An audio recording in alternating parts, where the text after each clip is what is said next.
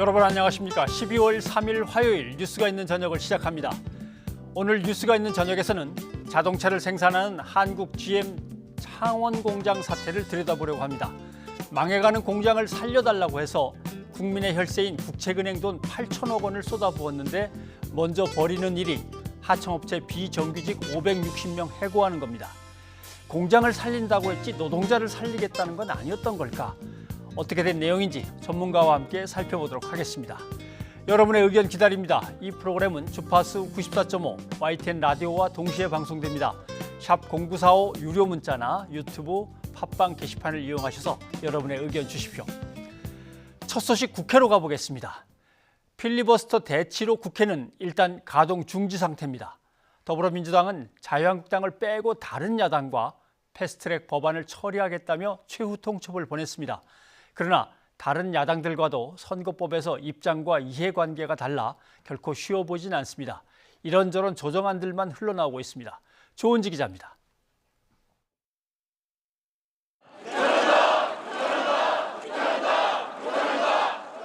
필리버스터 대치로 나흘째 마비된 국회 앞에서 야3당은 한국당을 빼고 우리끼리 하자고 노골적으로 외쳤습니다. 양당 체제를 유지하려고 이 핑계 저 핑계 대는 거냐며 민주당에도 날을 세웠습니다. 민주당, 자유한국당 핑계만 대지 마세요. 선거법 개정에 대해서 확실한 비전을 갖고. 민주당도 한국당을 향해 칼을 뽑았습니다. 필리버스터를 철회하고 원포인트 민생 본회의를 열자며 최후 통첩을 했습니다. 국회를 공격한 정당을 더 이상 배려하는 것은 인내의 도를 넘는 일입니다. 오늘 저녁까지 대답을 기다리겠습니다. 한국당이 응답하지 않으면 당장 내일부터 한국당을 뺀 야당과의 이른바 4+1 협의체가 본격 가동됩니다. 새해 예산안 마무리 심사와 이미 본회의에 부의된 패스트트랙 법안을 다듬어 단일 수정안을 만들겠다는 겁니다. 계획대로 된다면 민주당은 9일 본회의를 열어 국회법상 필리버스터가 불가능한 새해 예산안을 일단 처리하고 곧바로 선거법을 상정합니다. 한국당이 필리버스터를 한다고 해도 10일에는 정기국회가 끝나고 이후 임시국회를 열면 바로 표결에 붙일 수 있습니다. 이르면 다음 주 안에 선거법 개정안 처리가 마무리되는 겁니다. 여당은 임시국회를 짧게 이어가며 공수처법과 검경수사권 조정안, 민생법안을 차례로 처리하겠다는 보관입니다. 하지만 민주당 뜻대로 될지는 미지수입니다. 지역구 250석, 비례대표 50석에 연동률 40% 안이 급부상하고 있지만 속내가 제각각이기 때문입니다. 다시 조정을 하자고 한다면은 선거제도 개혁의 의미는 완전히 퇴색되고 말 것입니다. 욕먹는다는 그 안이한 판단 때문에 300석 안에 주저앉아서 선거의 규칙을 여야 합의 없이 처리한다는 부담에 한국당을 뺀 나머지 야당들의 이해관계도 제각각인 상황, 집권 여당의 정치력이 절실한 시점입니다. YTN 조은지입니다. 자유한국당의 대여 투쟁을 이끌어온 나경원 원내대표가 다음 주면은 대표직을 내려놓게 됩니다. 자유한국당은 당 안팎의 책임론과 쇄신 요구를 의식한 때문인지 나경원 대표의 임기를 연장하지 않기로 결정했습니다. 연말 여야 대치 전국 속에서 한국당은 원내대표 선거까지 치르게 돼 어수선한 분위기입니다. 이승배 기자입니다. 자유한국당은 오후 늦게 긴급 최고위원 회의를 열었습니다. 회의를 시작한 지 30분도 채 안 돼 나경원 원내대표와 정용기 정책위 의장이 먼저 무거운 표정으로 나섰습니다. 긴 논의 끝에 최고위는 오는 10일로 임기가 끝나는 나경원 원내대표의 재신임을 묻지 않기로 했습니다. 황교안 대표는 당원 당규상 원내대표 임기는 1년이라며 원칙대로 결정한 것이라고 밝혔습니다. 자유한국당 당규 원내대표 및 정책위 의장 선출 규정 24조에 의한 원내대표 임기 연장은 연장하지 않기로 의결한다, 이렇게 의결을 했습니다. 나 원내대표는 총선까지 넉 달여밖에 남지 않은 데다가 교섭단체 간의 협상도 걸려있는 만큼 임기 연장을 희망했지만 받아들여지지 않았습니다. 당직자 35명이 당 쇄신을 위해 총사퇴한 상황 속에 나 원내대표 역시 책임을 비껴갈 수 없다는 뜻으로 풀이됩니다. 이에 따라 다음 주 한국당은 원내대표 경선을 치를 것으로 보입니다. 비박계 3선인 강석호 의원은 얻는 것도 없이 싸움만 하는 협상은 그만하겠다며 출사표를 던졌고, 협상을 통해 우리가 유리한 고지에 올라서서도 모자랄 판에 협상의 주도권은 고사하고 우리 스스로 아무도 손에 얻지 못하는 결과를 만들어내서는 안 될 것입니다. 친박계 4선 유기준 의원도 도전장을 던지며 선거에 불을 붙이고 있습니다. 당내에서는 한두 명의 의원이 더 출사표를 던질 것으로 내다보고 있습니다. 한국당 내부 상황이 복잡하게 돌아가면서 여야 간의 예산안과 패스트트랙 법안 협상도 더욱 어려워질 전망입니다. YTN 이승배입니다. 오늘 자유한국당의 최후 통첩을 한 더불어민주당의 이재정 대변인을 지금 연결해 보겠습니다. 이 의원님 잘 들리십니까? 안녕하십니까? 네, 안녕하세요. 이재정입니다. 아까 이인영 원내대표가 화면에서 오늘 저녁까지입니다라고 했는데 지금 저녁이 돼서 연락이 온 게 있습니까? 아니면은 혹시 물밑 협상이 진행 중입니까? 예, 사실상 자유한국당의 입장 변화는 없다고 판단을 하고 있습니다. 모든 협상 테이블에서 각각의 이해관계에 맞춘 기본 입장이 있고 물러설 수 있는 최소한과 최대한이 있기 마련인데 예. 지금 자유한국당은 그런 당의 입장에 기한 그러니까 명분 있는 것이라기보다는 모든 것을 무위로 돌리라는 요구만 있기 때문에 사실은 협상 국면이라는 말 자체도 이제 자유한국당의 대여투쟁의 그런 방식을 본다면은 사실은 무용하죠. 4+1 연대를 통해서 해결을 해야 된다는 여러 소수당의 요구에도 더불어민주당 그래도 게임의 룰이라고 혹자는 이야기하고 이제 혹자는 정치 개혁의 측면에서 게임의 룰은 맞지 않다라는 표현을 이제 삼가할 것을 얘기하기도 하지만 그 선거법을 합의를 통해서 처리하려고 끝까지 손을 내밀고 있었던 셈인데요. 시한 아직 조금 남았다면 남았을 수 있고 한국당이 진지한 방식으로 제안을 해온다면 못 기다려줄 바도 아니었겠지만 이제는 그 시간이 더불어민주당으로서도 이제 선택할 수 있는 다른 안이 없는 것 같기도 합니다. 네. 자유한국당은 본회의에 올라온 모든 법안들에 대해서 필리버스터 보장을 요구하다가 이제는 5개 법안에 대해서만 요구하고 있는데 이렇게 되면은 그래도 어느 정도 물러선 건데 이거는 받아들일 수 없습니까? 예, 당초에 199개에 대한 필리버스터라는 것 자체가 사실은 너무 황당했던 일이고요. 예. 그리고 지금 5개 쟁점 법안 필리버스터 보장을 요구하고 있는데 5개 쟁점 법안이 뭐냐라고 물었더니 그걸 아직 논의도 없었고 의총에서 논의를 해보겠다라고 합니다. 예. 사실 필리버스터라고 하면은 정말 결계어린 마지막 항전인 거고요. 그것을 국민께 설파하고 그리고 또 동료 의원들께 강력하게 호소함으로 인해서 법안에 있어서 향후 포결에 설득을 위한 마지막 과정으로 활용하는 건데 지금 5개 쟁점 법안을 무엇으로 할지조차 스스로도 꼽을 수 없을 만큼의 상황에서 필리버스터 제도든 또는 쟁점의 명분이든 다 잃는 게 아닌가, 없는 게 아닌가라는 짐작을 하고 있는 상황입니다. 네. 민주당도 과거에 야당일 때 필리버스터를 했고 또 거기에서 또 필리버스터 스타 의원들도 내보냈는데 이번 거는 그때하고는 다릅니까? 예, 방금도 말씀드렸다시피 5대 쟁점 법안이라고 했을 때는 사실은 자유한국당이 몇 개라고 꼽더라도 국민들이 동의를 하느냐 아니냐에 따라서 필리버스터는 있는 제도랄지라도 국민적 공감대를 바탕으로 진행되느냐 아니냐 될 텐데 지금은 자유한국당 스스로도 그 5개 법안을 못 꼽고 있어요. 제가 이제 10분 양보해서 아마도 유치원 3법과 검찰개혁법, 선거법이 아닐까 했더니 그것도 7개거든요. 예.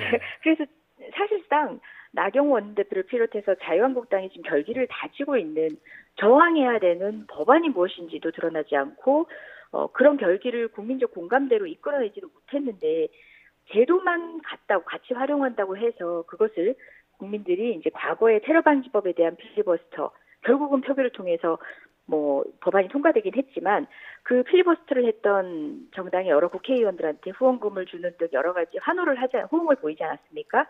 그때와는 다를 수밖에 없는 거죠. 제도를 활용한다고 해서 다 국민이 박수 친다? 제도에는 아무런 색깔도 없습니다. 언제 어떤 방식으로 무엇을 위해서 어떤 목적으로 활용하느냐가 중요한 거겠죠. 네.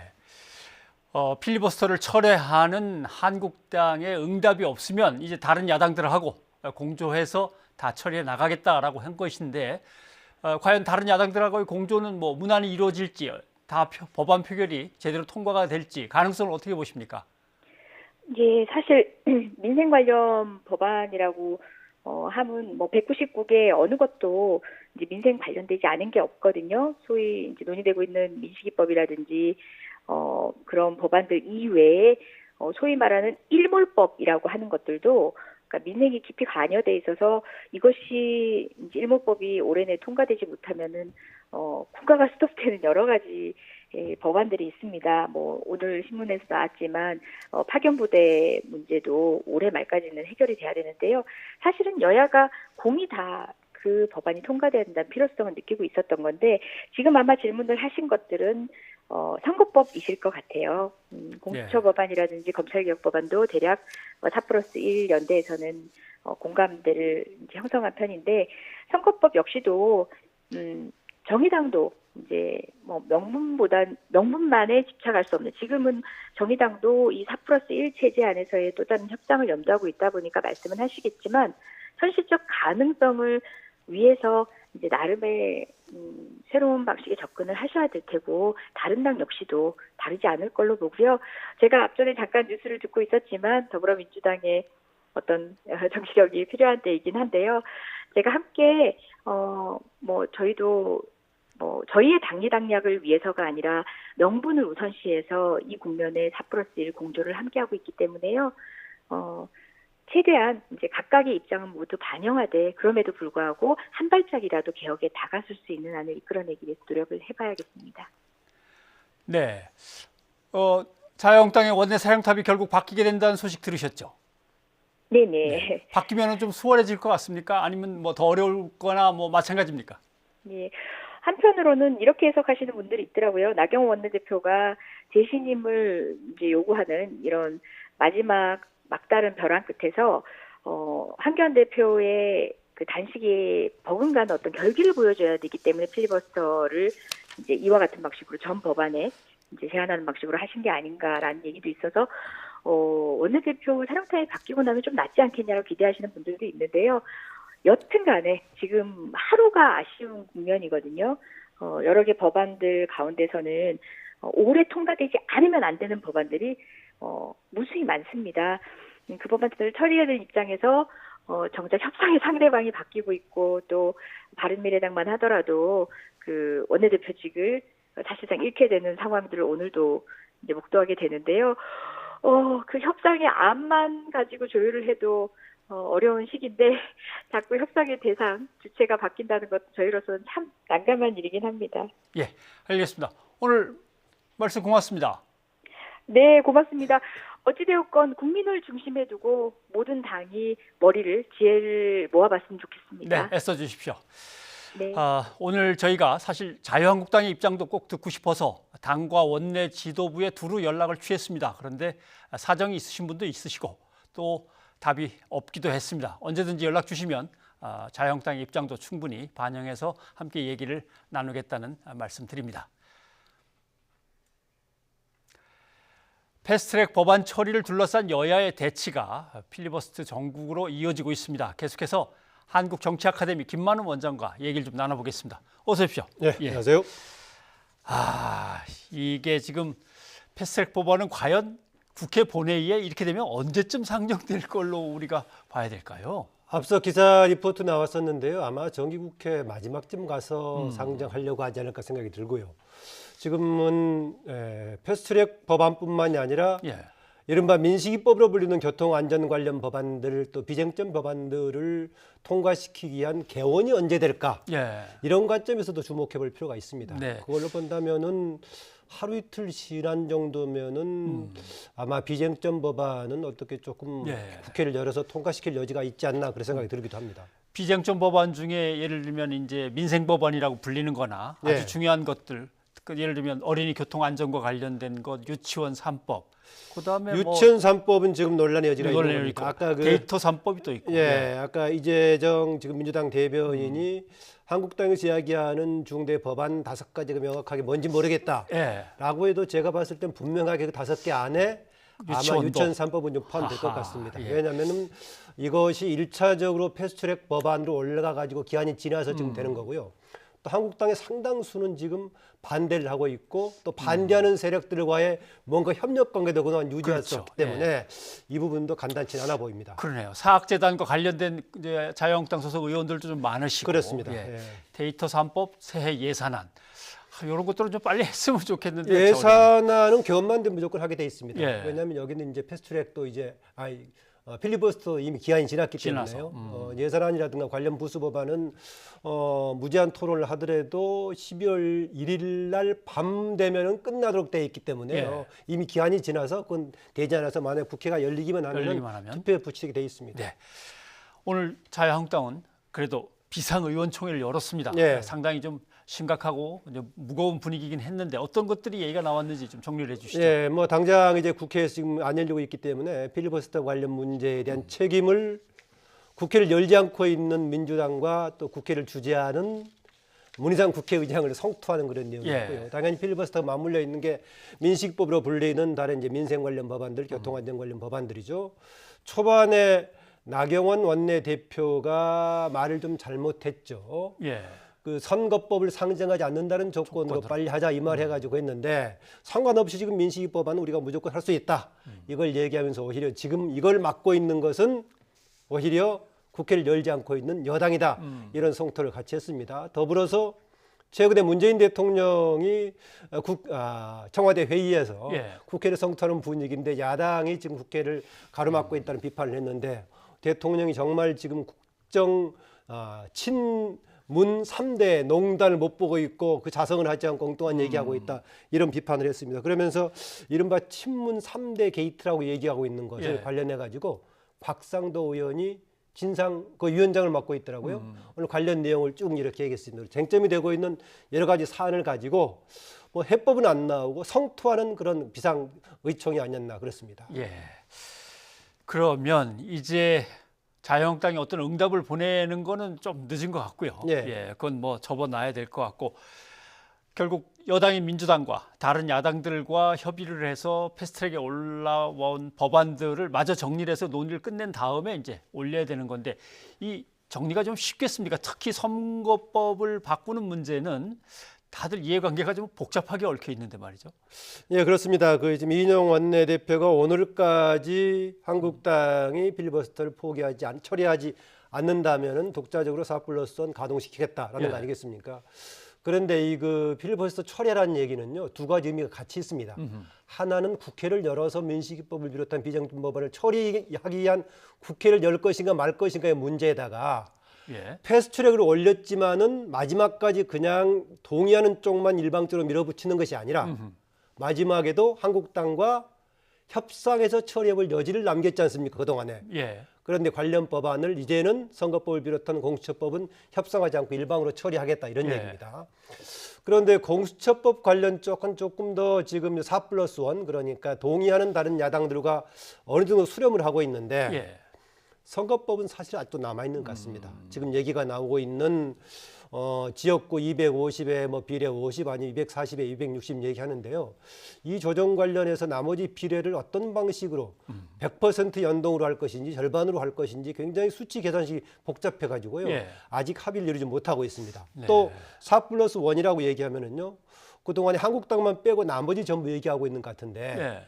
바른미래당 중에서 이른바 변혁이라고 얘기하는 쪽도 예. 사실상 한국당과 같은 입장 아닙니까? 지금 필리버스터 얘기는 사실상 한국당보다도 변혁의 중심 인물인 유승민 의원이 먼저 꺼내고 했었죠. 예. 그래서 이런저런 수치 계산해 봤을 때 아마 나머지 며칠간 기간 동안에 민주당은 정의당 등과 더불어서 선거법 관련 방안을 아마 수렴하는 이런 과제가 남아있을 겁니다. 예. 지금 공수처와 관련돼서 오늘 바른미래당 오신환 원내대표가 슬쩍 꺼내놓은 중재안을 보면 예. 다만 기소권을 공수처에다가 넉넉하게 줄 거냐, 제한을 좀 엄하게 둘 거냐, 뭐 요 정도에서만 좀 조정이 되면 될 것 같기도 하고. 예. 예. 오신환 원내대표 다시 뭐 유진하고 있죠. 예. 당원권은 정지가 됐는데 유진하고 예. 있는데요. 오신환 의원은 지금 패스트트랙 올라온 공수처법과 공직선거법을 지금 패스트트랙을 추진했던 세력만 일방으로 추진하는 것이 아니라 한국당과의 마지막까지 협상의 여지를 남기자라는 방식으로 얘기하고 있는 것 같습니다. 그래서 정수는 그대로 가더라도 공직선거법에서 비례 선출 방식에 대해서 한국당의 의견을 반영하는 쪽이고 또 그다음에 공수처법에서 이제 지금의 검찰 개혁은 수사권과 기소권을 분리하자는 쪽인데 예. 공수처는 둘 다 좀 모아가는 거 오히려 역행하는 거 아니냐 이런 비판이 있지 않았습니까? 네. 그래서 이 문제에 관한 얘기죠. 그런데 이미 이른바 권은희 의원 권은희 아니라는 쪽에서는 기소심의위원회를 둬가지고 예. 조금 다른 건데 그 권한을 조금 더 강화해서 공수처가 주도적으로 둘 다 권한을 가져가지 않는 쪽으로 뭔가 방안을 낸다면은 원천적으로 반대하는 한국당도 혹시 참여할 여지가 있을까? 그런데 예. 제가 현재 봤을 때는 한국당은 좀 참여할 가능성은 거의 없어 보이지 않는가 그렇습니다. 좀 둔탁한 질문을 드려야 될 것 같은데 예. 결국 국민들이 제일 궁금해하는 건 이렇게 싸우기만 하다가 한없이 밀려가면 대체 어떻게 되는 걸까? 이런 얘기인 것 같습니다. 누가 더 불리하고 누가 더 유리할까? 이것도 좀 계산을 하고 있는 것 같고요. 예, 일단은 뭐 그냥 추진하기에는 패스트트랙에 올라가서 네. 과반을 확보하는 쪽이 유리할 가능성이 있습니다. 아하. 아까 기자가 리포트를 했는데 패스트트랙에 올라간 법안에 대해서도 소수 반대 적은 반대할 권한이 합법적으로 있는 거 아니겠습니까? 예. 그게 필리버스터 무제한 토론이고요. 그런데 원칙상으로 그 회기 중에서 무제한할 수 있겠지만 그 회기가 끝나고 다음 회기가 열리면 맨 첫 번째 올려서 투표하도록 돼 있습니다. 네. 이번 정기국회가 지금 12월 11일 날 끝나지 않습니까? 그렇죠. 그래서 하루 전날쯤에 선거법이라든가 이런 쪽을 올리면은 한국당은 반대 토론, 무제한 토론 할 수 있죠. 예. 하더라도 하루밖에 못 하는 거죠.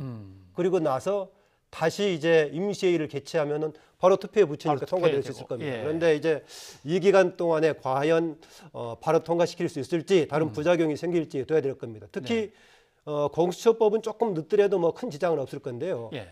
극단적으로는 21대 국회에 가도 상관없을 겁니다. 네. 그래서 선거법은 조만간 아마 개정한다면 개정을 해야 예. 4월 15일에 선거를 앞두고 있기 때문에 진행이 될 수가 있죠. 그래서 일정상으로 봤을 때는 공직선거법이 사실상 급합니다.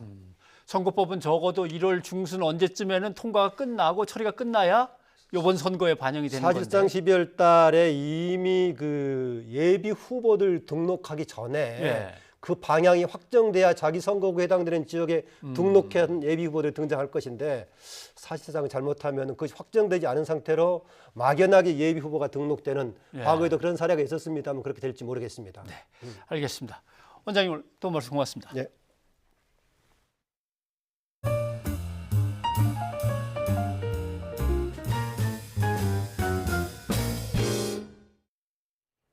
청와대가 숨진 전 특별감찰반원과 관련해 유서에도 없는 내용을 거짓으로 흘렸다며 검찰의 피의 사실 공표 정황을 공개적으로 경고했습니다. 이 전 특감반원의 유족들은 검찰이 이례적으로 압수해간 고인의 휴대전화를 돌려주기를 원한다고 민정수석에게 요청한 것으로 알려졌습니다. 신호 기자입니다. 청와대 민정수석과 민정비서관이 숨진 전 특별감찰반원의 빈소를 찾았습니다. 김조원 민정수석은 고인의 명예가 지켜질 수 있도록 하겠다며 유족들을 위로했습니다. 유족들은 고인의 유서와 하루 전 검찰이 서초경찰서에서 이례적으로 압수한 휴대전화를 돌려받기를 원한 것으로 알려졌습니다. 유족들께서 방금 제게 부탁한 것은 정말 고인의 명예가 부탁되었으면 좋겠고 고인이 남긴 유품이 빨리 오늘이라도 돌려받았으면 좋겠다라는 말씀이 있었습니다. 숨진 특감반원과 함께 근무했던 이광철 비서관은 극단적인 선택을 하게 된 이유가 밝혀져야 한다면서 사실상 검찰을 조준했습니다. 고인이 어떤 이유에서 이러한 극단적인 선택을 하게 되었는지 그 과정들이 낱낱이 밝혀지고 고인의 명예가 회복되기를 간절히 바라겠습니다. 지난달 22일 울산지검에서 고인이 참고인 조사를 받은 과정을 포함해 검찰 수사 전반에 대한 문제 제기로 해석됩니다. 청와대는 언론을 통해 중계방송되고 있는 검찰의 피의 사실 공표 정황에 대해서도 직접 경고했습니다. 검찰은 12월 1일부터 피의 사실과 수사 상황 공개를 금지하는 형사사건 공개금지 규정 제도가 시행되고 있음을 명심해 주시기 바랍니다. 숨진 전 특감반원은 울산시장 의혹과는 전혀 관련이 없는 민정수석실 고유 업무를 수행했다면서 사실과 다른 일부 보도가 고인을 욕되게 한다고 지적했습니다. 유서에 있지도 않은 내용을 거짓으로 흘리고 단지 청와대에 근무했다는 이유만으로 이번 사건과 아무런 연관이 없는 사람에 대해 의혹이 있는 것처럼 보도하는 행태에 대해서 강력히 유감을 표합니다. 별건 수사 가능성을 포함해 검찰 수사 전반에 대한 문제 제기가 청와대와 여권 내부에서 이어지면서 추미애 의원이 유력한 법무부 장관 후보자 지명도 이번 주 안에 이루어질 가능성이 더 커지는 분위기입니다. YTN 신호입니다. 검찰은 숨진 전 특감반원의 휴대전화가 핵심 단서가 될 수 있다고 보고 신속하게 분석에 돌입했습니다. 하지만 기술적인 문제로 휴대전화 잠금 해제에 애를 먹고 있는 것으로 전해졌습니다. 박석영 기자입니다. 숨진 전 특별감찰반원 A 수사관의 휴대전화를 확보한 검찰은 곧바로 대검 디지털 포렌식 센터에 분석을 의뢰했습니다. 잠금 상태인 휴대전화 통화 내역은 물론 메시지와 저장 문서 등을 복원해 수사 단서를 찾기 위해서입니다. 휴대전화 포렌식은 먼저 잠금을 해제하고 통째로 복사하는 이미징 작업을 한 뒤 마지막 세 번째 단계에서 분석 작업이 가능합니다. 그러나 잠금 상태를 푸는 첫 단계에서 가로막혀 아직 본격적인 포렌식에 착수하지 못한 것으로 알려졌습니다. 검찰 관계자는 기술적 문제가 생겨 앞으로 많은 시간이 걸릴 것으로 보인다고 설명했습니다. 검찰은 경찰 요청에 따라 포렌식 시작 단계에 일부 참관을 허용했지만 이후 법원의 영장 없이는 구체적인 내용 공유가 어렵다는 입장입니다. 백원우 특감반에서 활동한 것으로 알려진 A 수사관은 김기현 전 울산시장에 대한 이른바 하명 수사 의혹을 풀어줄 핵심 인물이었습니다. 그런 만큼 검찰은 휴대전화가 직권남용 혐의로 고발된 사건에서 핵심 단서가 될 가능성이 높다고 보고 있습니다. 이런 가운데 백원우 전 민정비서관은 자신의 밑에서 근무했던 A 수사관 빈소를 찾았고 유족들은 통곡했습니다. 첩보 작성 지시 등 여러 의혹에 대한 취재진 질문에는 전혀 답하지 않았습니다. 내려보냈나요, 특감반원? 고인 수사 관련 최근 통화하신 적 있습니까? 검찰은 핵심 증거인 휴대전화 분석을 마친 뒤에야 백 전 비서관 등에 대한 조사에 나설 것으로 보입니다. 이례적 압수수색에 의도가 있는 게 아니냐는 지적에 대해서는 적법 절차에 따라 투명하게 압수물 분석을 진행하겠다는 원론적인 입장만 밝혔습니다. YTN 박서경입니다. 이 휴대전화를 놓고 검찰과 경찰이 충돌하는 모습을 보이고 있습니다. 검찰이 이례적으로 압수수색 영장까지 발부받아 휴대전화를 가져가며 경찰이 강력 반발하고 있습니다. 차유정 기자입니다. 전 청와대 특감반원이었던 검찰 수사관 A씨가 숨진 다음 날 시신 부검이 끝나자마자 검찰은 서초경찰서를 압수수색해 A씨의 휴대전화 등 유류품을 가져갔습니다. 누구도 예상치 못한 대단히 이례적인 압수수색이었습니다. A씨의 사망 배경을 밝히기 위해 휴대전화 분석을 준비하던 경찰은 당혹감을 감추지 못했습니다. 경찰 내부에선 사실상 증거를 빼앗겼다는 격앙된 반응까지 나왔습니다. 한 경찰 관계자는 A씨가 극단적인 선택을 한 배경으로 무리한 검찰 수사까지 거론되는 상황에서 검찰 압수수색은 부적절하다고 비판했습니다. 검찰은 과거 경찰 수사의 공정성이 문제가 된 사안인 만큼 신속한 진상규명을 위해선 압수수색이 불가피했다고 밝혔습니다. 경찰은 수사 의지를 굽히지 않고 있습니다. 특히 검찰이 확보한 A씨의 휴대전화 복원과 분석 과정에 참여하겠다며 검찰의 협조를 요청했습니다.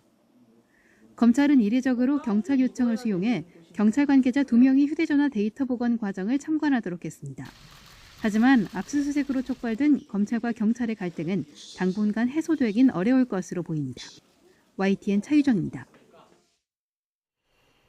구속수감 중 외부 병원에 2달 넘게 입원해 특혜 논란이 일었던 박근혜 전 대통령이 오늘 퇴원해 다시 수감됐습니다. 앞으로 필요하면 구치소에서 통원 치료를 받으면서 국정농단 사건 등 남은 재판을 받을 것으로 보입니다. 박기환 기자입니다. 가림막 안쪽에서 박근혜 전 대통령을 태운 호송 차량과 경호 차량 여러 대가 빠져나옵니다. 지난 9월 어깨 수술을 위해 외부 병원에 입원한 지 78일 만에 박 전 대통령을 다시 서울구치소에 데려가기 위해서입니다.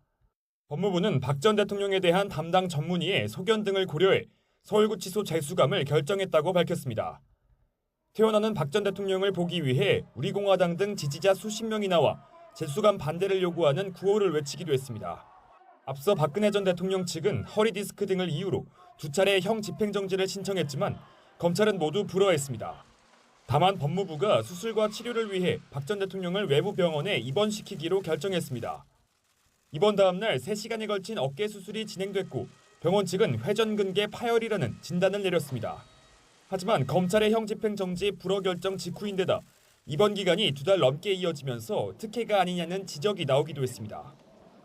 법무부는 퇴원한 박 전 대통령이 통원 치료가 필요할 경우 구치소 측과 전문의 협의를 통해 진행할 계획이라고 설명했습니다. 지금까지 박 전 대통령이 선고받은 징역형은 모두 32년. 다만 국정농단 사건과 국가정보원 특수활동비 사건은 파기환송심이 진행되고 있어서 형량이 달라질 수도 있습니다. YTN 박견입니다.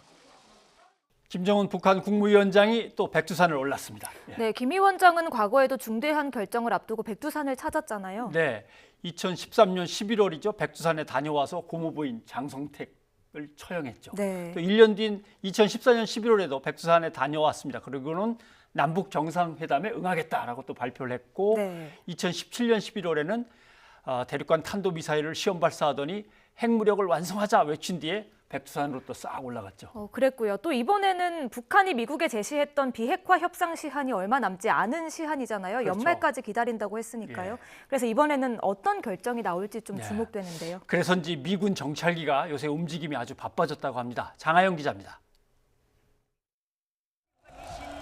김정은 북한 국무위원장이 눈 내린 백두산 삼지연에서 가죽 코트를 입고 테이프를 자릅니다.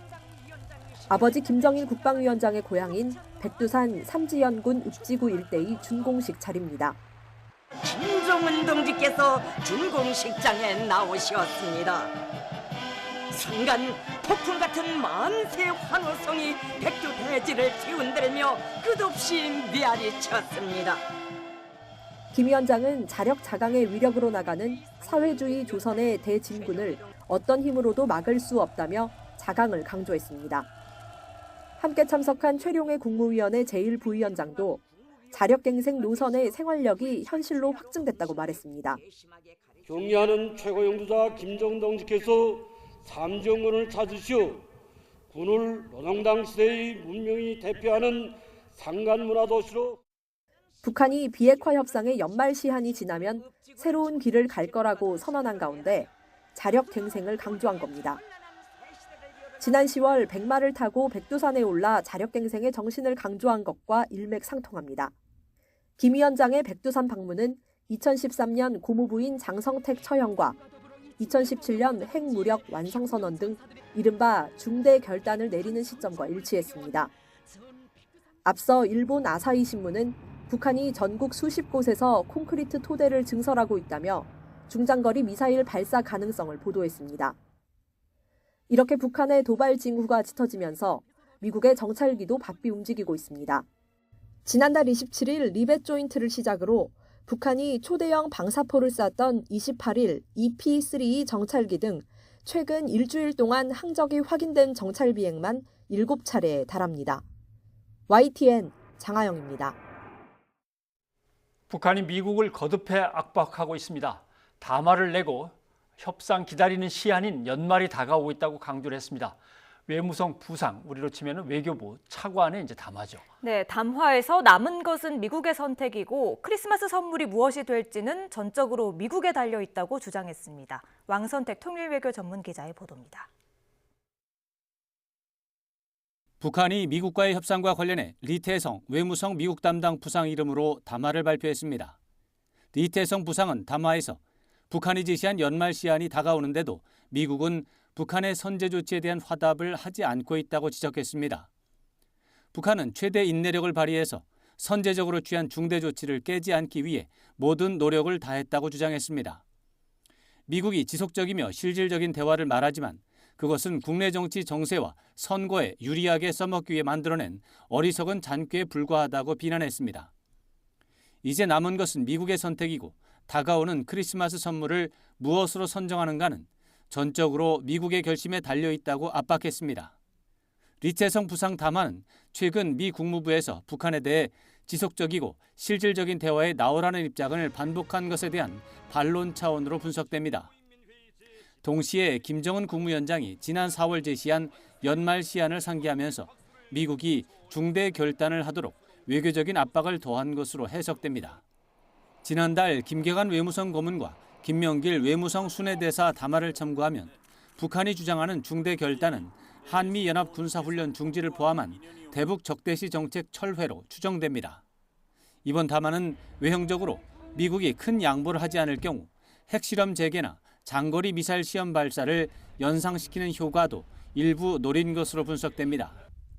그러나 미국은 북한이 요구한 한미연합 공중훈련 취소를 이미 수용한 만큼 이번 담화는 실무협상 재개를 염두에 두고 명분을 축적하는 행보일 가능성도 있는 것으로 분석됩니다. YTN 왕선택입니다. 네, 북한의 이런 입장에 대해서 트럼프 대통령의 반응이 나왔죠. 네, 좀 강경한 입장이 나왔는데요. 트럼프 대통령은 김정은 위원장이 비핵화 합의에 부응해야 한다면서 만약 필요하다면 무력을 사용할 수도 있다고 북한에 경고했습니다. 네, 트럼프 대통령은 지금 영국 런던에서 열리는 북대서양 조약기구 나토 국가들의 정상회의에 지금 참석하고 있는데 여기에서 밝힌 내용입니다. 네, 트럼프 대통령은 그렇지만 김 위원장과 여전히 좋은 관계라고 강조하기도 했는데요. 버락 오바마 전 대통령이 여전히 백악관에 있었다면 북한과 전쟁을 벌였을 수도 있다 이런 얘기를 하면서요. 자신도 역시 만약 무력을 사용해야 한다면 사용할 수도 있다고 밝혔습니다. 네, 그러면서 김 위원장은 싱가포르 정상회담에서 이룬 비핵화 합의에 빨리 부응해야 한다며 이를 지켜볼 것이라고 말했다고 합니다. 네, 그런데 트럼프 대통령은 이 자리에서 한미 방위비 분담금과 관련해서도 이야기를 했다고요. 네, 트럼프 대통령은 한국이 방위비를 더 내야 공정하다고 생각한다면서 현재 한국과 협상 중이며 한국이 좀 더 공정하게 부담해야 한다고 거듭거듭 압박을 했습니다. 네, 방위비 얘기가 나와서 말인데요. 미국과 방위비 분담금 협상에 나설 우리 대표단이 지금 워싱턴에 도착해서 한판 승부를 준비하고 있죠. 그렇습니다. 정원보 한미 협상대사가 오늘 덜레스 국제공항에서 특파원들을 만났습니다. 그래서 공평하게 분담해야만 한다. 기존의 협정 틀을 벗어나지 않도록 하겠다라는 입장을 다시 분명히 밝혔습니다. 네, 그런데 미국은 홈그라운드라고 대놓고 좀 압박을 넣고 있더라고요. 이 데이비드 스틸웰 미 국무부 동아시아 태평양 담당 차관보가요. 워싱턴에서 열린 국방외교 관련 세미나에서 이렇게 이야기를 했다고 합니다. 한국은 돈 낼 능력이 기하급수적으로 성장했다. 이렇게 이야기를 했다더라고요. 왠지 기분이 조금 좋아지는 듯 하기도 하지만 그냥 칭찬은 물론 아닐 겁니다. 트럼프 미국 대통령은 북대서양 조약기구 정상회의에 방문 목적은 당연히 나토에 대한 방위비 증액 협박입니다. 박상남 기자의 보도입니다. 트럼프 대통령은 영국으로 출발하기에 앞서 기자들과 만나 자신의 출국 목적이 나토 회원국의 방위비 증액에 맞춰져 있음을 분명히 했습니다.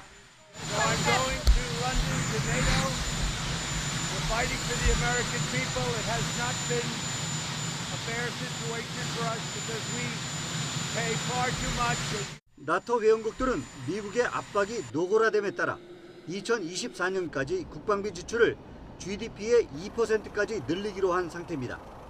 우선 내년 말까지는 1,000억 달러의 방위비를 추가로 분담한다는 계획입니다.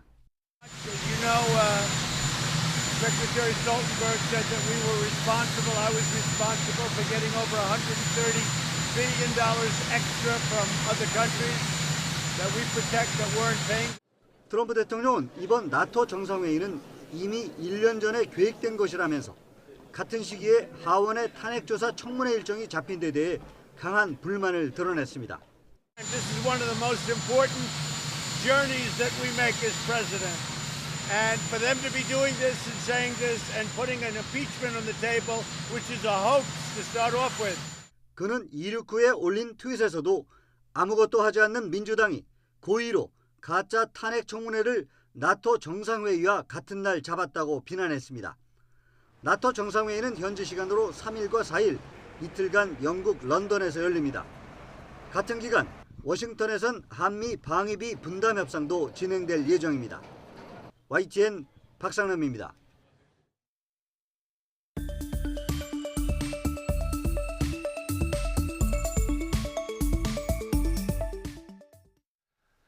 한국 GM 창원 공장의 비정규직 노동자 560여 명이 한꺼번에 해고될 위기에 놓여 있습니다. 또 최근에는 GM 부평 공장에서 비정규직 노동자가 근무 중에 쓰러져 숨지는 사고도 있었습니다. 한국 GM에서는 어떤 일이 벌어지고 있는 건지 참좋은 경제연구소의 이인철 소장과 함께 살펴보도록 하겠습니다. 어서 오십시오. 일단 노동자가 숨지는 사고가 있었기 때문에 그 사고는 어떤 사고였는지부터 한번 규명을 해보죠. 그렇습니다. 지난달 30일이었습니다. 한국 GM 부평 공장에서 발생한 사건인데요. A씨, 47살의 A씨는 가슴에 통증을 호소하면서 쓰러졌습니다. 회사에서 출근한 이후에 병원으로 후송했지만 숨을 졌고요. 어제 1차 부검 결과가 나왔는데 급성 심근경색이라는 진단이 나온 겁니다. 근데 안타까운 것이 이 A씨는 하청업체 소속 비정규직 근로자입니다. 그럼에도 불구하고 2006년부터 계속해서 부평 공장, 특히나 이 도장 공장이라고 해서 자동차 도색하는 분야에 13년 연속 근속했던 직원이었던 겁니다. 근데 문제는 올해 초부터 회사 사정이 어려워지니까 순환, 무급, 휴직 대상자로 분류가 된 겁니다. 순환, 무급. 이 얘기는 뭐냐? 한 달은 일하고 한 달은 일을 안 하는데 일하는 달에는 월급이 나오지만 일하지 않는 달에는 월급이 없다는 겁니다. 그렇죠. 이러다 보니까 생계가 불안하니까 쉬는 달에는 아르바이트를 통해서 생계를 유지하고요. 또 언제 또 이 회사 해고 정리 대상이 될지 모르니까 회사가 부르면 바로바로 갔는데 특히 지난달에는 사망하기 전까지 한 달 가까이 단 하루도 쉬지 못하고 일을 했다는 겁니다. 자, 그러다 보니까 이게 고용 불안에 따른 이 스트레스까지 작용해서 결국 목숨을 잃었다라는 주장이 나올 수밖에 없고 또 오늘 노조가 성명을 발표했어요. 대책위 꾸리면서 책임 규명과 책임자 처벌 그리고 재발 방지를 촉구했습니다. 이에 대해서 사측은 아직은 사고 원인을 얘기할 단계는 아니다. 일단 수사기관의 조사에 적극 협조하겠다라는 입장입니다. 사실 교대 근무라든가 순환 근무는 스트레스가 근한 근무랑 완전히 다르게 높거든요. 근데 거기에 또 생계 위협까지 계속 가해지니까 엄청난 스트레스를 받았을 거라고 추정할 수밖에 없는 그런 상황입니다. 그런데 사실 이 한국 GM은 경영난 때문에 군산 공장은 문을 닫은 거 아닙니까? 그렇습니다. 그리고 이때 유급 휴직을 받았던 정규직 근로자들인데 이 정규직 근로자 한 300여 명은 지금 이 얘기가 나온 부평 공장으로 또 갔던 거죠. 그렇습니다. 지금 사실 군산 공장 폐쇄 당시에 근로자들 300여 명은 유급 휴직이라는 건 일을 하지 않는다 하더라도 일정 부분 월급이 회사에서 나옵니다. 자, 그런 근로자가 지금 지난달 중순부터 순차적으로 이 부평 공장으로 근무지를 바꿔서 지금 전환 배치가 된 상황인데요. 지금 이들은 부평 공장은 당초 사는과 약정을 하면서 뭐라고 약정을 했느냐? 시차를 투입하겠다라고 하는데 SUV 차량, 스포츠 유틸리티 차량이 내년부터 투입이 됩니다. 그러니까 지금 현재 주간 1교대 근무를 주야 2교대로 전환하는 과정에서 인력이 필요하니까 그렇다면 지금 인건비 나가고 있는 이런 군산 공장 유급 근로자들 빨리 조기에 근무 배치를 하자. 부평 공장으로. 그렇습니다. 그래서 지금 우선 투입을 하고 있는 상황인데 문제는 부평 공장에도 비정규직 근로자가 있다는 거예요. 근데 이들이 유탄을 맡고 있는데요. 이렇게 군산 공장 근로자들이 부평으로 전환 배치되니까 지금 기존의 부평에 있던 비정규직 근로자 60여 명이 또 일자리를 잃었다고 합니다. 그러니까 한국 GM의 사측은 이걸 좀 반복하는 것 같아요. 계속해서 좀 이 단체 협약 때문에 정규직은 해고가 사실상 어렵습니다. 그러다 보니까 상대적으로 해고가 쉬운 하청업체 소속 비정규직을 대상으로 해서 지금 300명 복직시키고 560명이나 60명 이런 식으로 2배 이상의 인력을 해고하는 수순을 받고 있는 것 같습니다. 결국 상대하기 어려운 비정규직을 일일이 돌리다 보면 거기에 있던 정규직이 돌다 보면 비정규직들은 풍선 효과에 의해서 밀려나고 하는 그런 상황도 나오는군요. 그런데 지금 창원 공장에서는 비정규직이 또 560여 명이 해고 통보를 갖다 이미 받고 있다는 거 아닙니까? 맞습니다.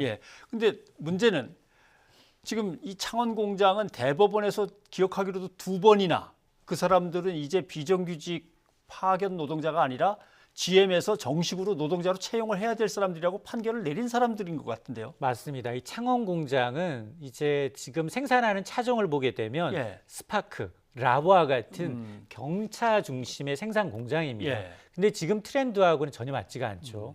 SUV나 대형차, 고급차를 선호하다 보니까 지금 최근 2년 동안 공장 가동률이 50%를 밑돌고 있습니다. 예. 그러니까 회사 차원에서는 주야 2교대가 필요 없다. 주간 1교대로 전환하겠다. 그런 과정에서 지금 해고 통지서를 보낸 게 창원 공장 지금 7개 하청업체 소속 예. 560여 명한테 이달 말까지 해고 통지서를 내보낸 겁니다. 자, 그러다 보니까 지금 그 앞서 말씀하셨던 것처럼 2013년이었습니다. 대법원의 판결을 보게 되면 예. 창원 공장에서 근무하고 있는 비정규직 근로자 이건 불법이다. 불법 파견이기 때문에 직고용해라라고 이제 판단이 내려졌고 또 정부 역시 고용노동부도 지난해 이 비정규직 근로자 774명에 대해서는 이제 불법 파견이기 때문에 반드시 직접 고용하라라고 지시를 했지만 지금 사측은 전혀 이걸 이제 받아들이지 않고 있습니다. 그러자 이제 정부가 그럼 1인당 과태료 1,000만 원까지 부과를 해서 예. 총 70억 원 상당의 과태를 부과하니까 이것도 못 내겠다. 과태료 70억도 못 내겠다. 그렇습니다. 그러면서 지금 법정에서 CCB 비비를 가르겠다라고 하면서 지금 현재 항소심에 이제 계류 중인 사안입니다. 네.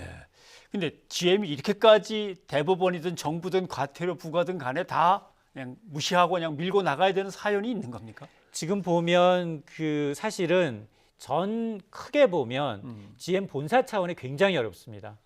GM은 지금 신차 판매가 부진하죠. 여기다가 전기차로 이제 전환하다 보니까 내연기관차보다 전기차의 경우에는 부품 수가 30%나 적게 가고요. 예. 그러다 보니까 이 뭐 조립 라인의 인원도 덜 필요한 겁니다.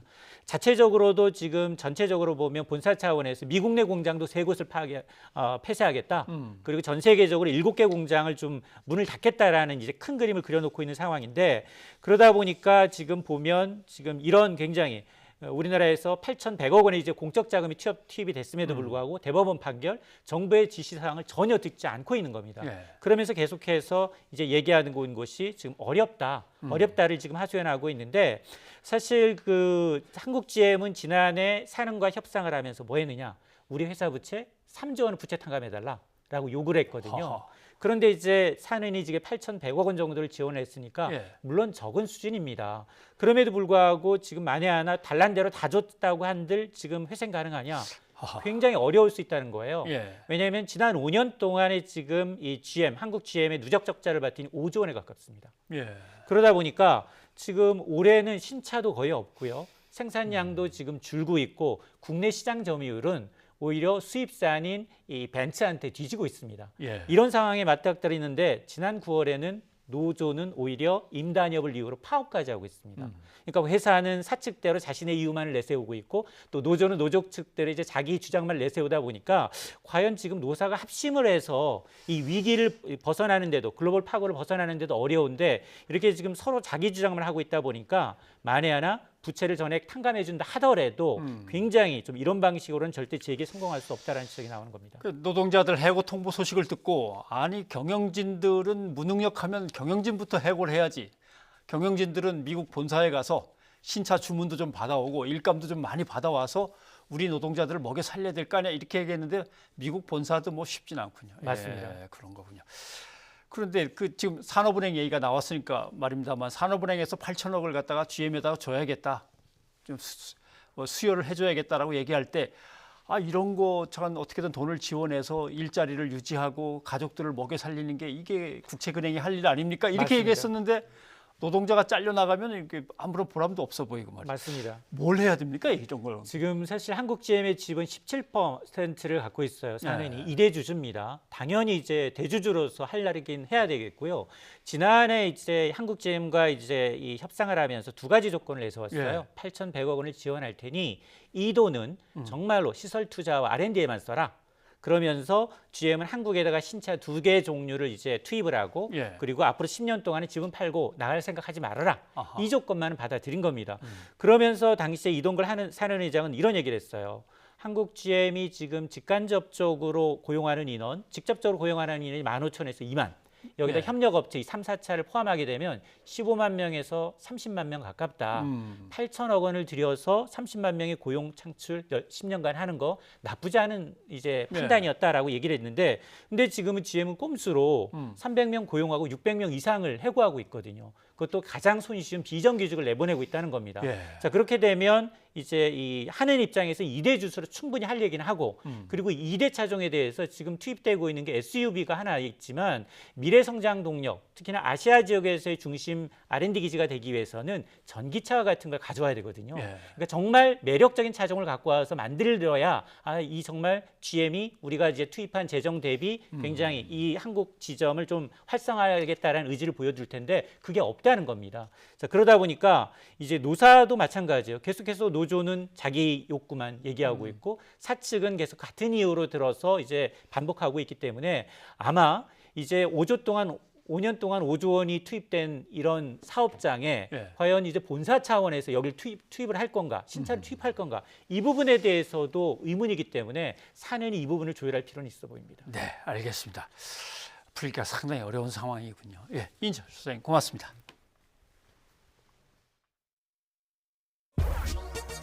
Houston, damn, yeah, I like that. Ching-a-ling, bam, Nate Dogg, 20, track soul.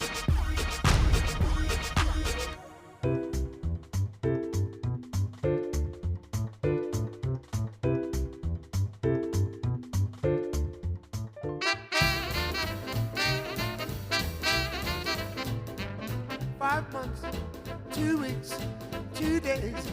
My love and baby's been gone 5 months, 2 weeks, 2 days. 맛있는 냄새 나요. 맛있는 냄새. 안녕하세요. 네, 안녕하세요. 네, 네. 저희도 좀 늦었지만 사장님 혼내주러 왔습니다. 감사합니다. 맛있게 드시고요.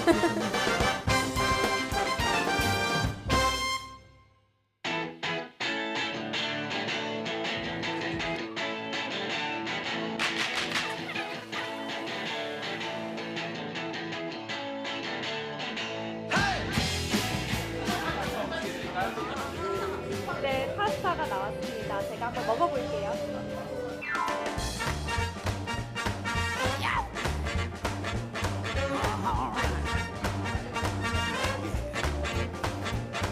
When I get the blues, gon' get me a rocking chair. When I get the blues, gon' get me a rocking chair. When the blues overtake me, gonna rock on away from here. 안 보여서. 너무 맛있었어요. 잘 먹었습니다. 감사합니다.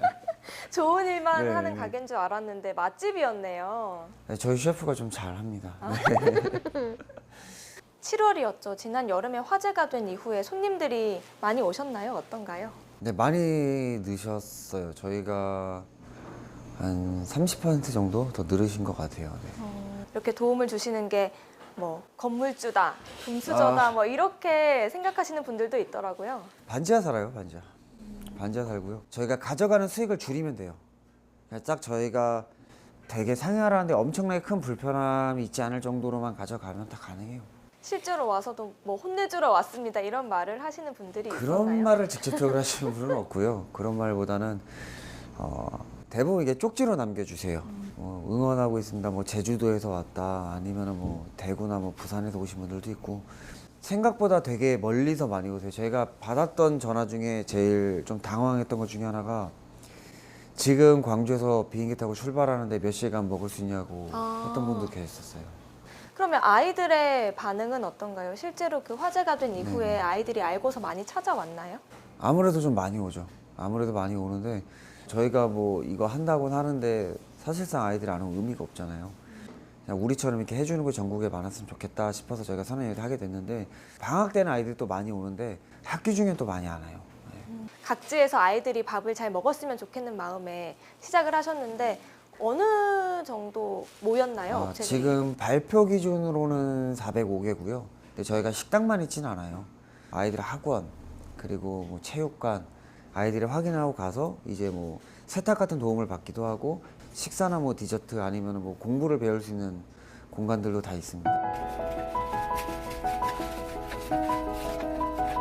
학교로 급식 먹으러 간다 생각하고 와서 먹고 가면 좋을 것 같아. 언제든지 환영하니까 와서 꼭 먹고 가길 바랄게.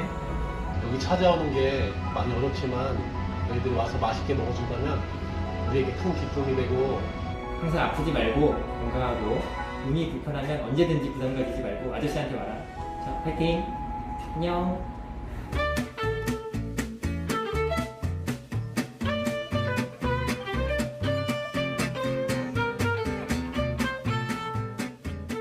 네, 사장님이 또 돕고 싶은 사람이 있다면요. 요즘 최대 관심사가 있으시다면요. 요즘 최대 관심사는 민식이법 관련해서인데 어머님이 저희 쪽으로 DM을 주셔서 통화도 한번 했었어요. 근데 저도 이제 솔직히 잘 모르고 있다가 뭐 되게 해인이법부터 시작해서 이제 다 찾아보게 됐는데 정말 필요한 거 해주셨으면 좋겠어요. 정말 필요한 거. 아이들한테 정말 필요한 거. 이게 최소한의 아이들의 안전을 보장하고 생명을 보장하는 건데 그거를 등한시한다는 건 솔직히 말이 안 되거든요. 어떻게 보면 그 친구들이 지금 우리가 사는 나라의 가장 큰 미래고 나중에 이끌어갈 주역인데 그 친구들 생명을 그대로 두고 다른 거 처리하는 건 솔직히 좀 아니라고 봐요, 저는. 그렇죠. 아이들의 뭐 안전, 식사 이런 기본적인 문제가 잘 해결이 되지 않고 있어서 큰 문제가 되고 있는 것 같은데요. 그러면 밥을 먹으러 오는 VIP 손님들이라고 하죠. 우리 아이들에게 한마디 해주시죠. 전국의 많은 삼촌 이모들이 선한 여행이라고 스티커를 이렇게 딱 붙여놓고 너네를 많이 기다리고 있을 거야. 진짜 편하게 와서 너네가 하고 싶은 거, 먹고 싶은 거, 배우고 싶은 거 편하게 하고 그리고 고민 있으면 와서 얘기해도 되고 그러고 갔으면 좋겠어. 너무 진짜로 편하게, 제발 좀 편하게 찾아왔으면 좋겠어. 기다리고 있을게. 네, 사장님 말씀 듣고 저도 참 마음이 따뜻해졌는데요. 그리고 아이들에게 도움을 줘야겠다는 생각이 들었거든요. 주변에 이 선한 영향력 스티커가 어디에 붙어 있는지 찾아보고 저도 가서 많이 매출 올려드리도록 하겠습니다. 감사합니다. 감사합니다. 네, 지난 여름에 화제가 됐었죠. 그때 오인태 사장님을 혼내주러 가야 된다고 네. 엄청나게 바쁘게 만들어야 된다고 많은 분들이 파스타 가게를 찾아갔던 기억나는데 아직도 많은 분들이 찾아오시는군요. 네, 예. 저도 가보니까요. 가게 문을 열기도 전에 많은 분들이 줄을 서 계셨고요. 또 종종 재료가 소진돼서 일찍 문을 닫는 경우도 있다고 합니다. 사장님께서는 손님들이 이렇게 있지 않고 계속 찾아와 주시기 때문에요. 선한 영향력 프로젝트를 계속할 수 있고 또 넓혀 나갈 수 있었다고 합니다. 예.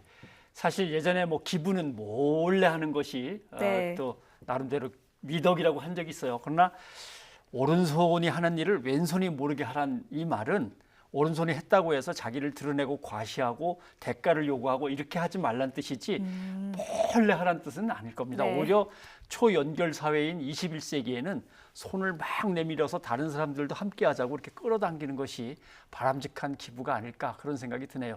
아무튼 이 오인태 사장님의 선한 영향력이 쓰나미처럼 막 번져나가면서 우리 사회, 우리 지구촌을 아주 혼내줬으면 좋겠습니다. 네, 많은 분들이 좀 혼내드리러 갔으면 좋겠습니다. 예. 네. 자, 다음 소식. 영하권 추위 속에 중서부 곳곳에 눈이 내렸습니다. 네, 밤사이 서울에도 1cm 안팎의 눈이 올 것으로 예보됐습니다. 빙판길에 주의하셔야겠습니다. 정혜윤 기자입니다. 갑자기 어두워진 하늘에서 한방 눈이 쏟아집니다. 영하권 추위 속에 내린 눈은 산책길을 금세 하얗게 덮어버립니다. 겨울 초입에 눈다운 눈이 수도권에 처음 내린 겁니다. 찬 공기가 서해를 지나며 눈구름이 만들어진 것이 원인입니다. 이 눈구름이 서풍을 타고 내륙으로 유입되며 수도권과 서해안에 눈을 내린 겁니다. 서해상에서 만들어진 눈구름은 4일 새벽까지 중부 내륙으로 들어오며 차가운 내륙에서 더 발달할 것으로 보이는데요. 밤사이에도 중서부와 경북 북부에 1에서 5cm의 눈이 올 것으로 보입니다. 특히 서울에도 자정 이후 1cm 안팎의 눈이 쌓일 가능성이 큽니다. 특히 중부지방은 기온이 계속 영하권에 머물면서 내린 눈이 얼어붙을 것으로 우려됩니다. 기상청은 아침 출근길에 골목길이나 이면도로는 빙판을 이루는 곳이 많겠다며 미끄럼 사고에 대한 주의를 당부했습니다. YTN 정혜윤입니다. 시청자들이 보내주신 의견 소개하겠습니다. 국회 여야 대치와 관련해서 의견들 많이 들어왔습니다. 유튜브를 통해서 난 푸른 하늘님, 국민을 위해 입법 활동을 해야 할 국회가 이를 외면한다면 국민이 국회를 보이콧할 겁니다. 이렇게 야단치셨습니다. 네, 9330님은요. 정쟁으로 중요한 법안들이 통과되지 않고 있는데 우리에게 국회가 존재하는 이유가 도대체 무엇입니까? 네, 이런 의견도 보내주셨습니다. 네, 8328님은 국회의원을 위한 국회가 아닙니다. 국민을 위한 국회입니다. 정신들 차리세요. 라고 꾸짖어 주셨고요. 네, 야단 치시는 분들이 많은데요. 2369님도요. 민생 법안부터 통과시키세요. 그렇지 않으면 내년에 투표하지 않겠습니다. 이렇게 보내주셨습니다. 그리고 지금 막 나간 소있죠. 선한 영향력의 오인태 사장님 관련해서 유튜브를 통해서 황조롱이 이런 아이디를 쓰시는 분 같아요. 아, 진짜 좋은 일 하시네요 하면서 느낌표를 콱 찍어 주셨습니다. 예. 아, 오후에 눈이 왔는데 보긴 봤어요? 봤죠. 좀 약하게 날리기는 하던데 눈은 또 눈이더라고요. 괜히 뭐 창가에 가서 하늘 한 번 더 보게 되고요. 친구들한테 야, 눈 온다 이렇게 연락하게 되더라고요. 선배님은 어떠셨어요? 뭐 집을 나설 때 잠깐, 그리고 지하철을 타고 다니다 보니까 나와 보니까 없더라고요. 예. 근데 또 이렇게 눈이 오니까 또 눈과 관련된 노래도 찾아서 듣게 되더라고요. 네. 그러면 소개를 해주시죠, 한 곡. 네, 제가 한 곡 소개해드리겠습니다. 이문세 씨가 함께 부른 노래죠. 자이언티의 눈 준비했습니다. 네, 들어보시죠. 그럼 저희는 내일 다시 찾아뵙겠습니다. 여러분 고맙습니다. 약속했죠. 눈이 올까요? 우리 사는 동안